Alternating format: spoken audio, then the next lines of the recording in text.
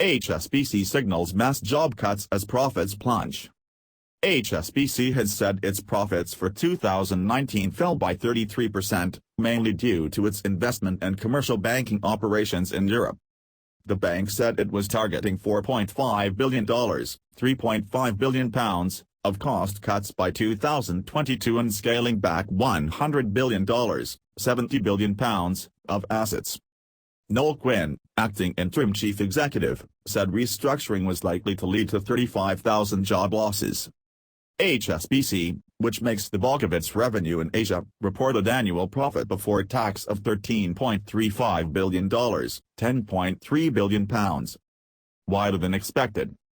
The scaling back of the headcount from 235,000 to around 200,000 is deeper than expected, and represents about 15% of the workforce. Analysts had expected a figure of around 10,000 job losses. The bank currently operates in more than 50 countries across North America, Europe, the Middle East and Asia.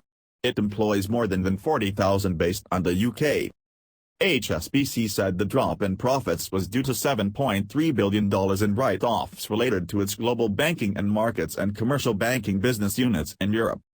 The strategy overhaul comes as economic growth is slowing in HSBC's major markets. It is also facing the impact of the coronavirus, Britain's protracted withdrawal from the European Union and historically low interest rates around the world. It will be the UK-based bank's third overhaul in a decade as it attempts to lift its profits. Asia accounts for around half of HSBC's revenue and 90% of profits. The division, which includes HSBC's investment bank, has continued to do less well than its commercial and retail banking businesses.